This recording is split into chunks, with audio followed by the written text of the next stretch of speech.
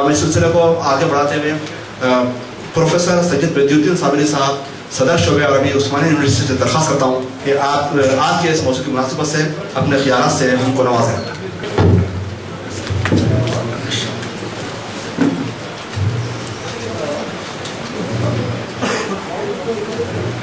الحمدللہ رب العالمین خالق کل مکان مکین وافضل الصلاة واکمل السلام علی سید المرسلین وعلى آلہ الطیبین الطاہرین واصحابہ الاکرمین اما بعد فاعوذ باللہ من الشیطان الرجیم بسم اللہ الرحمن الرحیم ان الذین یؤذون اللہ ورسولہ لعنہم اللہ فی الدنیا والآخرۃ وأعد لهم عذابا مہینا.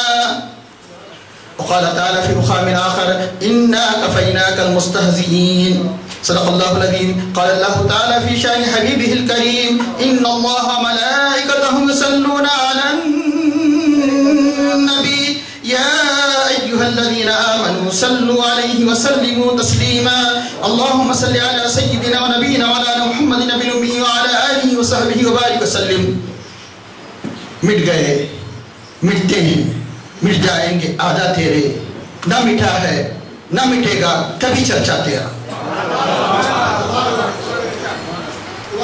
فقر اسلام حضرت علامہ میرے استاد محترم حضرت مولانا مفتی شیخ الجامع صاحب قبلہ مدد اللہ العالی وقت رہبر ملت علی جناب زاہد علی صاحب حفظہ اللہ تعالی و علماء ملت اسلامیہ و حاضرین کرام، سرور کائنات فخر موجودات علیہ الصلوۃ والتسلیم، عظمت و بلندی کی اس حد پر کہ جس سے آگے کوئی حد نہیں، اللہ نے ان کو فائز فرمایا. نہ صرف اللہ نے آپ کے ذکر کو بلند فرمایا جس سے بڑھ کر کسی کا ذکر نہیں، وَرَفَعْنَا لَكَ ذِكْرَكَ، جیسے ذکر کو بلند فرمایا مذکور کو بھی اتنا بلند فرمایا، اس سے بڑھ کر تصور بھی نہیں کیا جا سکتا. کوئی بلند ہو سکتا ہے، کوئی بلند ہوتا ہے تو زمان و مکان کی حدوں تک بلند ہو سکتا ہے، لیکن یہ وہ ذات ہے جس کو اللہ نے زمان و مکان کی حدوں سے پار لا مکان تک بلند فرمایا. جہاں یہ اعلان فرمایا وَرَفَعْنَا لَكَ ذِكْرَكَ، ہم نے آپ کے لیے آپ کے ذکر کو بلند فرمایا، وہیں آپ کی ذات کی بلندی کے بارے فرمایا وَرَفَعَ بَعْضَهُمْ دَرَجَاتٍ، ان کو درجوں بلند فرمایا. ذات بھی بلند، ذکر بھی بلند، اتنا بلند اس ساری دنیا کے گستاخوں کے طعن و تشنیع کے تیر اس بلندی تک نہیں پہنچ سکتے. بہت سے قلم لکھتے لکھتے ٹوٹ گئے اور ٹوٹ جائیں گے. بہت سی زبانیں حق کو باطل ثابت کرنے کے لیے کرتے کرتے گم ہو گئی اور کچھ گم ہو جائے گی. اور بہت سے نام مصطفیٰ کو مٹانے کی کوشش کرنے والے مٹ گئے، لیکن نام مصطفیٰ، ذکر مصطفیٰ باقی ہے، باقی رہے گا. کیونکہ اللہ نے کیا فرمایا، جتنا ان کی عظمت کو مٹانے کی کوشش کریں گے اتنا ہی بلند ہوتی جائے گی. یہ جذباتی انداز سے بات نہیں کہی جا رہی ہے. اللہ تعالیٰ فرماتا ہے وَلَلْآخِرَةُ خَيْرٌ لَكَ مِنَ الْأُولَىٰ، آپ کی ہر آنے والی گھڑی پچھلی گھڑی سے بہتر ہے. آپ کی ہر آنے والی گھڑی جیسے جیسے زمانہ بڑھتا جائے گا ذکر مصطفیٰ بھی بلند ہوتا چلا جائے گا. وَلَلْآخِرَةُ خَيْرٌ لَكَ مِنَ الْأُولَىٰ. یوں تو آپ علماء کرام سے سنے اور سنیں گے، بہت بڑی فہرست ہے گستاخان رسول پر جو قہر الہی کی بجلیاں کودی. میں تو بہت کچھ سوچ کر آیا تھا، لیکن وقت کے تقاضے کے اعتبار سے بعض اہم واقعات کی طرف واقعات کی تفصیل نہیں اشارے کرتا چلوں.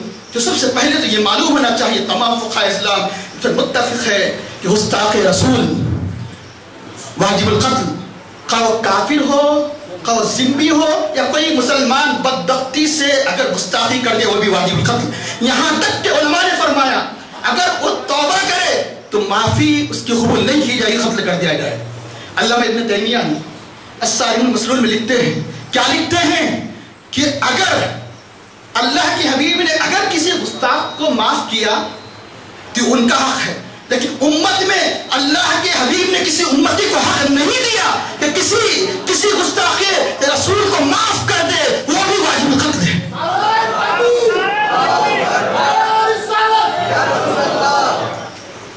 اب ایک واقعہ، وہ بہت سے واقعات ہیں، ایک واقعہ بیان کر دوں تاکہ ہمیں دلیل بھی مل جائے اور گستاخ رسول کا انجام کیا ہوتا ہے وہ بھی معلوم ہو جائے. ایک نابینا صحابی ابو داؤد میں بھی روایت آئی ہے, نسائی میں بھی روایت آئی ہے کہ ان کی باندی ام الولد جن سے 2 لڑکے بھی تھے, اللہ کے حبیب کی گستاخی کیا کرتی تھی, گالیاں دیا کرتی تھی. صحابی نے بہت روکا لیکن پھر بھی اپنی زبان چلاتی جاتی تھی. ایک دن برداشت نہیں ہوا, ایک لکڑی جو شاخ نما تھی پیٹ پر رکھ کر دبا دیا اور قتل کر دیا. پورے مدینے میں, کیونکہ حقیقت حادثہ تو سب واقف نہیں رہتے, پورے مدینے میں شور شرابہ ہو گیا. ایک مسلمان نے ایک عورت کو قتل کر دیا. اللہ کی حقیقت بات نہیں. اللہ کے نے فرمایا کہ سب کو جمع کرو. جمع ہوئے. کون ہے؟ اللہ کے نے پوچھا کہ کھڑے ہو جائے جس نے اس عورت کا قتل کیا.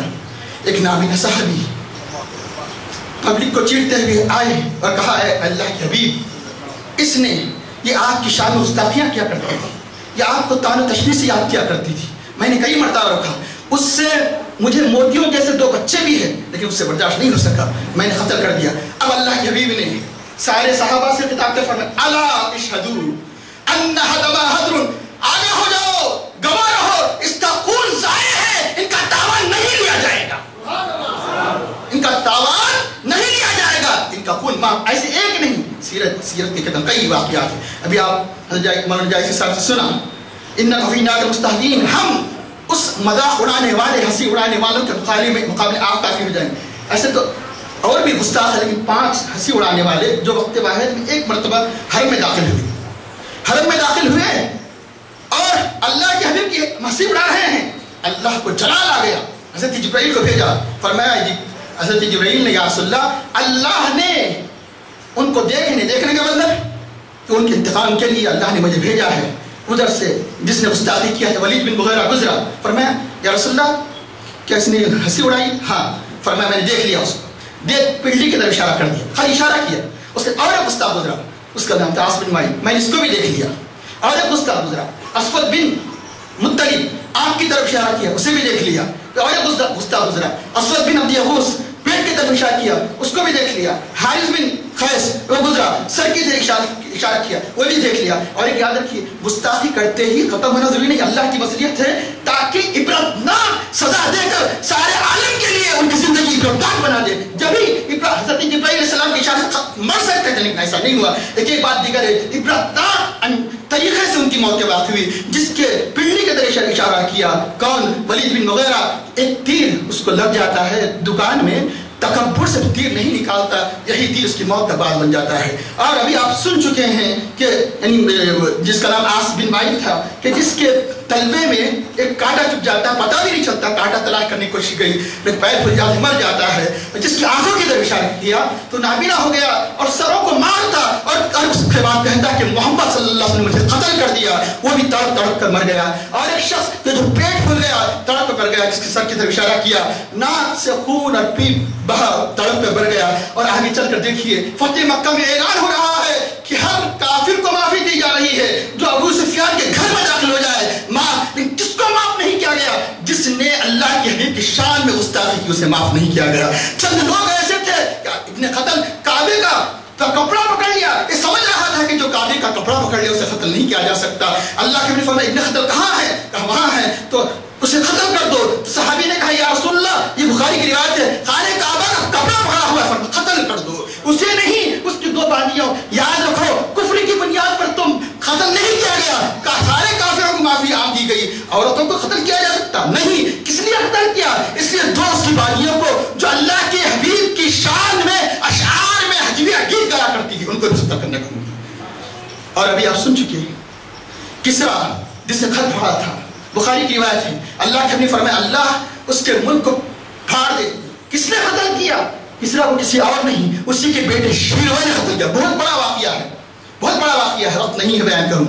ہر زمانے میں گستاخان رسول اڑتے گئے, اللہ تعالیٰ ایسے محبوں کو پیدا کرتا رہا کہ جو اپنے ایمان کی حرارت کے ذریعے گستاخیوں کی گستاخیوں کا پردہ چاک کیا. اور ایسے ایسی عبرتناک اللہ تعالیٰ نے ان پر سزاؤں اور ان پر اللہ نے عذاب کی بجلیاں نازل فرمائی کہ یقیناً آنے والے زمانے جن کو عقل سلیم رکھتے ہیں ان کے لیے عبرتیں ہیں. تو چنانچہ آگے چل کر آپ دیکھیں کہ وہ واقعہ بہت مشہور و معروف ہے. مدینہ منورہ کہ اللہ کے حبیب کے روضے کی گستاخی مسلمان کے لباس میں واقعہ بہت بڑا ہے. لیکن میں یہ کہنا چاہتا ہوں کہ جو مغرب کی دنیا سے دو عیسائی مسلمان کا لباس پہن کر اللہ کے حبیب کے روضے تک سرنگ لگانا چاہتے تھے، کیا اللہ تعالیٰ مدینے کے کسی عاشق کو پیدا نہیں فرما سکتا تھا؟ یقیناً نہیں. مدینے کے کسی عاشق کو خواب میں نہیں بتایا گیا. کس کو بتایا گیا؟ سلطان نور الدین زنگی، تاکہ ان دونوں ساری دنیا میں ہمیشہ ان کی زندگی عبرتناک بن جائے. اس لیے 16 دن کا سفر کر کے سلطان نور الدین زنگی نے کیفر کردار تک پہنچایا. کیا مطلب ہے کہ اللہ کے حبیب گستاخی کرنے والوں کی بھی جانتے ہیں اور اللہ کے حبیب سے محبت رکھنے والوں کی بھی جانتے ہیں. یولو جینس یہ کون تھا؟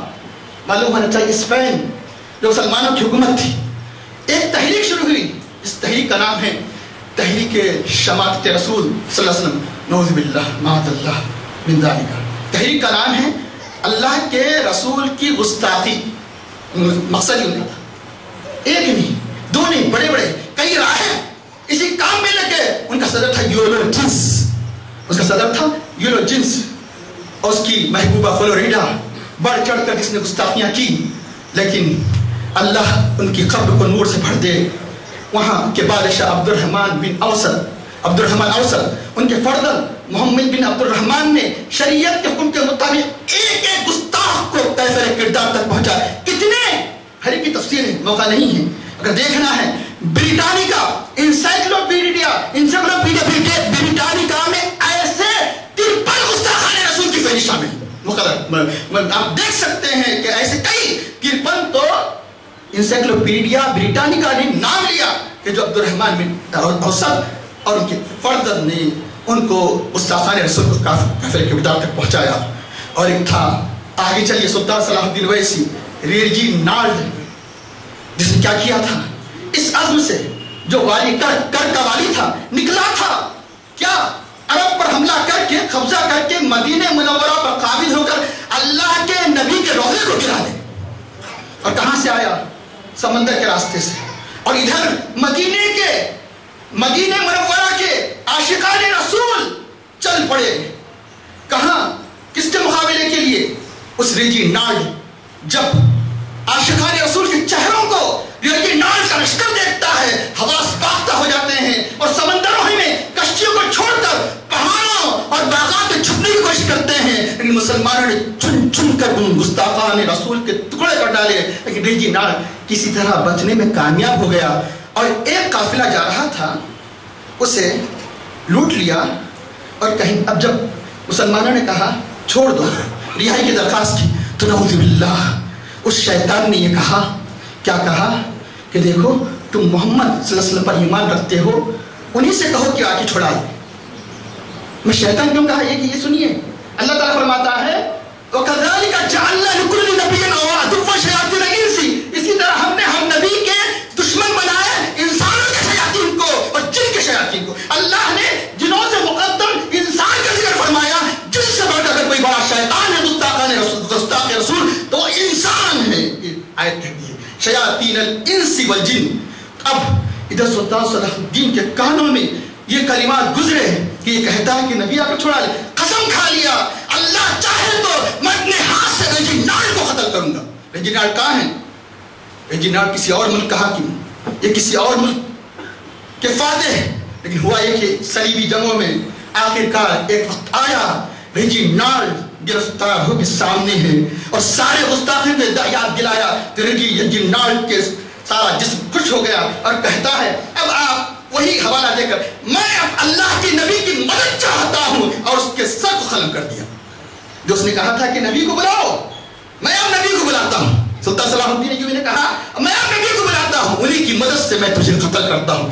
ایسے بے شمار واقعات جو سفید دہی پر یعنی ہمیں ملیں گے کہ گستاخان رسول کا کیسا عبرتناک انجام ہوا.